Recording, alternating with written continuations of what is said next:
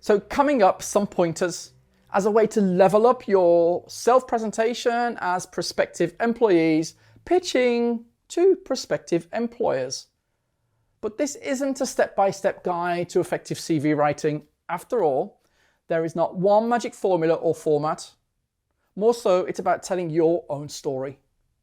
And to tell you his in a jiffy is Mark, a friend and tech industry veteran. Veteran? Well, let's see. I caught up with him at his home/workplace in London. In a moment, you'll hear Mark. He's going to respond to 11 questions about skills, his role, and a product he's working on. So let's get on. The questions will appear on the screen, but for the first two, it's generally about, apart from technical knowledge, which skills do you need to work in the industry, followed by the soft skills. Are they important for the tech industry? Here you go. Well, I think to begin with, knowing how to build software is enough as a first step. At one point or another, you need to start building other skills, whether it's business knowledge in a given industry that you're working in, or maybe you need to understand new technologies as they come out and how they fit together with what you do. But I mean, all of that can only really be learned on the job. You go to university to learn some basic skills and to learn how to learn. It's always going to be different once you start your first job. Oh, well, I guess that's, for me, that's kind of a given. The cliche of the engineer sitting in a corner and just coding away is gone. That you can't survive like that anymore. If you want to actually find a job if you want to keep a job, you need to know how to work with other people. And that's what they're calling today the DevOps culture. In other words, I don't just have one skill. I have multiple skills. I might have a major in one skill, but if somebody else isn't around, then I should be capable of taking over that job. If I need to build a new test environment, I don't want to sit around waiting for the operations guy to build me the environment. I'll build it myself. And if I'm coding and the tester, there's the difference between a developer and a tester is starting to narrow now. The days of testers who didn't know anything about technology is gone. Okay, thanks, Mark.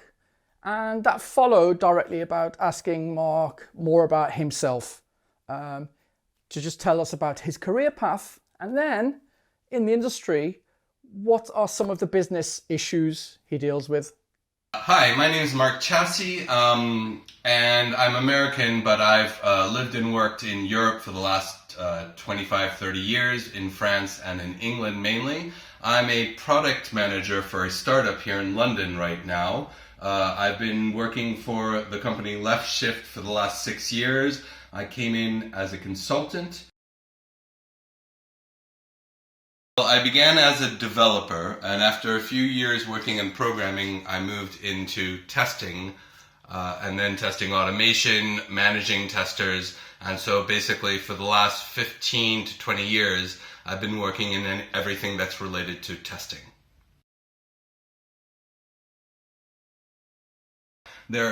Software today is a huge, everything is software now. So, I'm hoping the market isn't saturated in exactly where we're building our software. The whole idea is that we found a gap, so we hope that nobody else is building the same kind of software as we are, and that way we can make a lot of money.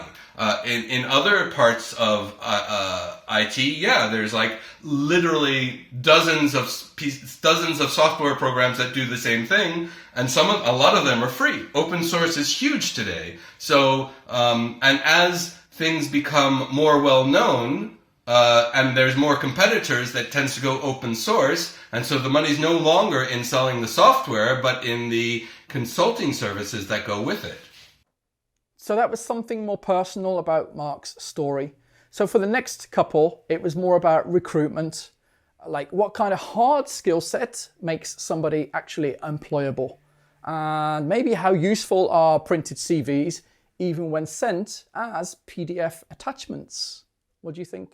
Are CVs important in your recruitment process? One of our developers? Yeah. For developers, it depends. I mean, we're looking for both junior and senior developers. I mean, obviously, it's all in Java, even if there's a lot of other new languages coming out. But most enterprise software is still done in Java. But we're also looking for people that know some of the new ideas around microservices, around containerization, DevOps. I mean, for example, personally, I have installed our own software using something called Ansible, which is a new product out from the Red Hat people. So I'm sure you guys probably know what some of these things are and some of them aren't, but things change like every 6 months, so you'll have to keep on top of everything. I haven't seen a paper CV in like 20 years. So actually the way people look for jobs is completely changing. And I don't know that much about it because I'm not in recruiting. But it's not even like job boards anymore. Now they have new job sites where the site actually actively searches for profiles and goes out and looks for the right people to fit the job. Okay.